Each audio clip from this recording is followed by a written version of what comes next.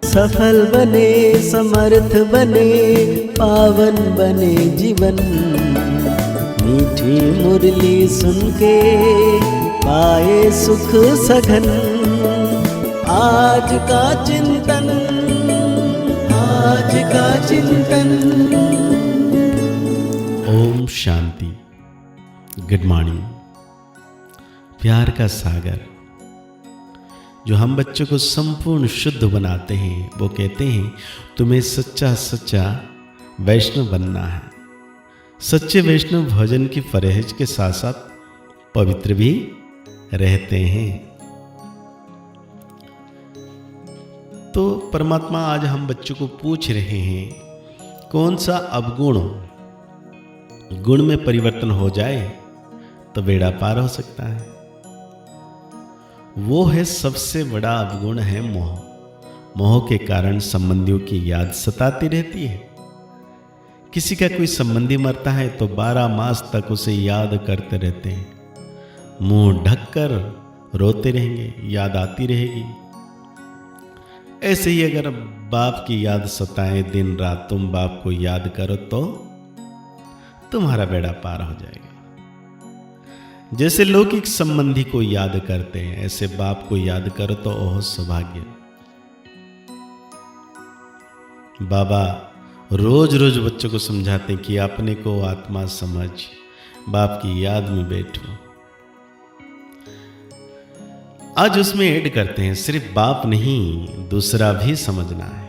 मुख्य बात ही यह है, परम पिता परमात्मा शिव, उनको गॉड फादर भी कहते हैं। ज्ञान सागर भी है। ज्ञान सागर होने के कारण टीचर भी है। राजयोग सिखलाते हैं। यह समझाने से समझेंगे कि सत्य बाप इन्हों को पढ़ा रहे हैं। प्रैक्टिकल बात यह सुनाते हैं। वो सबका बाप भी है, टीचर है, सदगति दाता भी है, और फिर उनको नॉलेजफुल कहा जाता है। बाप टीचर पतित पावन ज्ञान सागर है।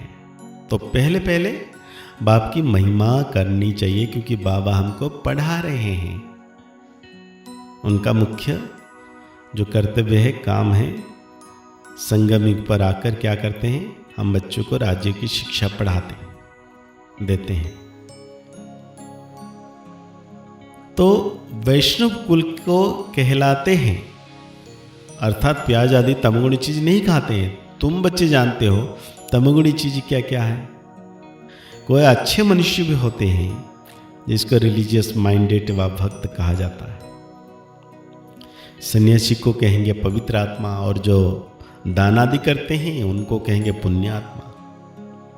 इससे भी सिद्ध होता है आत्मा ही दान पुण्य करती है, इसीलिए पुण्य आत्मा पवित्र आत्मा कहा जाता है। आत्मा कोई निर्लप नहीं है। ऐसे अच्छे अच्छे अक्षर याद करने चाहिए। महान परमात्मा नहीं कहा जाता है।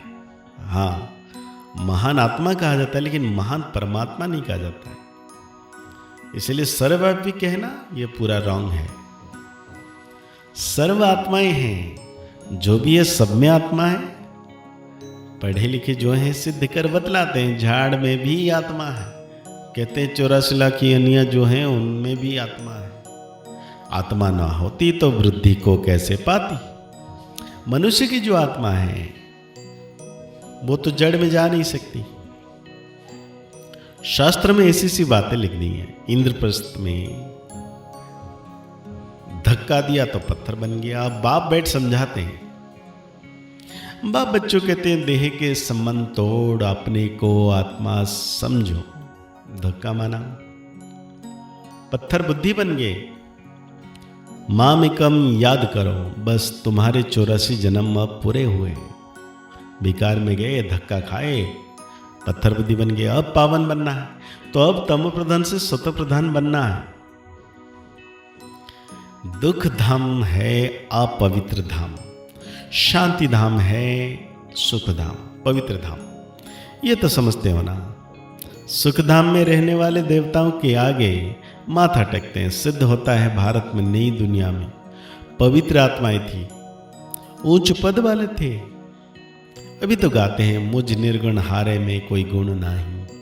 है भी ऐसे, कोई गुण नहीं है। मनुष्य में मोह भी बहुत होता है। मरे हुए कभी याद रहती है। बुद्धि में आता है ये मेरे बच्चे हैं, पति अथवा बच्चा मरे तो उनका याद करते रहते हैं। 12 मास तक तो अच्छी रीति याद करती है, मुंह ढक कर रोती रहती है। ऐसे मुंह ढोक कर अगर तुम बाप को याद करो तो दिन रात बेड़ा ही पार हो जाए। बाप कहते जैसे तुम पति को याद करते हो वैसे मुझे याद करो अपने को आत्मा समझ के, तो क्या होगा? बेड़ा पार हो जाएगा, आगे बढ़ जाएंगे, मुक्ति मिल जाएगी, जीवन मुक्ति मिल जाएगी। कितनी बड़ी चीज हो जाएगी। इसलिए जितना हम बाबा को याद करते हैं उतना हम आत्माएं पुण्य आत्मा बनते जाते हैं। तो रात दिन क्या करना चाहिए? बाबा को निरंतर याद करते रहना चाहिए। पता मिल देखते हैं आज कितना खर्च हुआ, आज कितना फायदा हुआ। बैलेंस रोज निकालते हैं, कोई तो मास निकालते हैं। यहां तो बहुत जरूरी है, बाप ने बार बार समझाया। और बाप कहते हैं तुम सौभाग्यशाली आत्मा हो, 1000 भाग्यशाली, करोड़ भाग्यशाली, पदम आरब भाग्यशाली, खरब।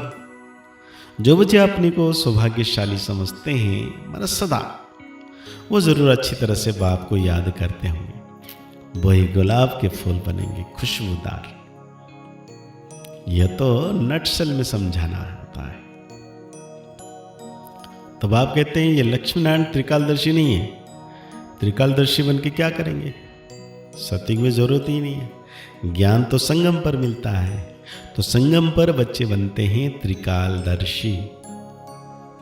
जब त्रिकालदर्शी बन जाते हैं तो त्रिनेत्री बन जाते हैं। तो हम सबको ने मीठे मीठे बच्चे। बाबा कहते हैं बच्चे सुखदायी बनो। माँ कहती है ना आपस में लड़ो झगड़ो नहीं। बेहद का बाबी बच्चों को कहते हैं याद की यात्रा बहुत सहज है। वो यात्रा तो जन्म जन्मांतर करते आए हो, फिर सीढ़ी नीचे उतरते उतरते उतरते उतरते पाप आत्मा बनते जाते हो। तो बाप कहते हैं यह है रूहानी यात्रा। तुमको इस मृत्यु लोक में लौटना नहीं है। उस यात्रा से तो लौट कर आते हैं, फिर वैसे के वैसे बन जाते हैं। तुम तो जानते हो हम स्वर्ग में जाते हैं। स्वर्ग था फिर होगा। यह चक्र फिरना है। दुनिया एक ही है, बाकी स्टार्स आदि में कोई दुनिया नहीं है। ऊपर जाकर देखने के लिए कितना माथा मारते रहते हैं। माथा मारते मारते मौत सामने आ जाएगा। यह सब है साइंस। ऊपर जाएंगे फिर क्या होगा? एक तरफ ऊपर जाकर खोज करते हैं, दूसरी तरफ मौत के लिए बॉम्ब्स बना रहे हैं।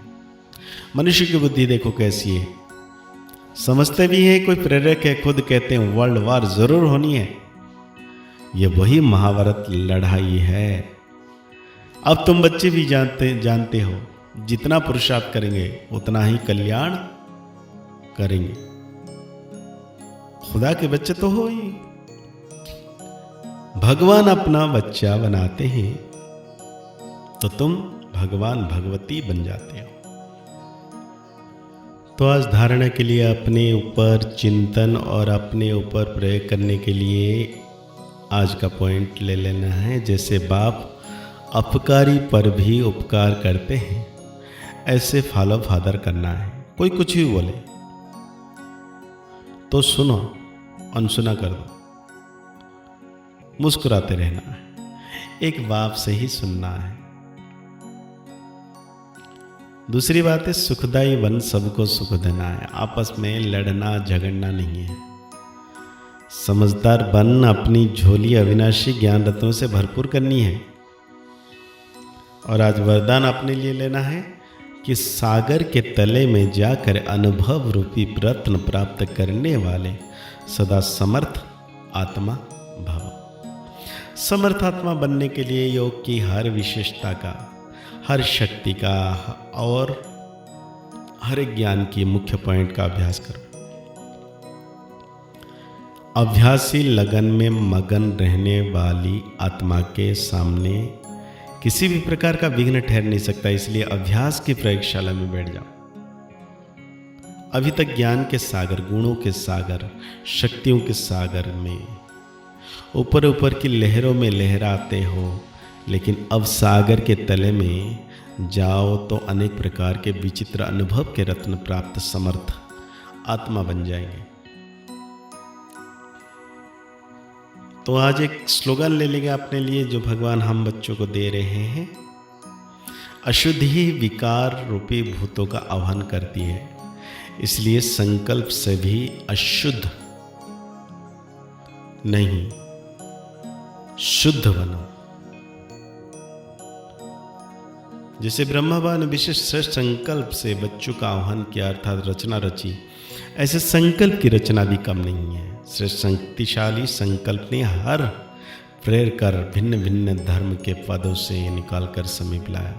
ऐसे आप बच्चे भी भाग्यशाली श्रेष्ठ संकल्पधारी बनो। अपने संकल्प की शक्ति को ज़्यादा खर्च नहीं करो, व्यर्थ नहीं गंवाओ, तो श्रेष्ठ संकल्प से प्राप्ति भी श्रेष्ठ होगी।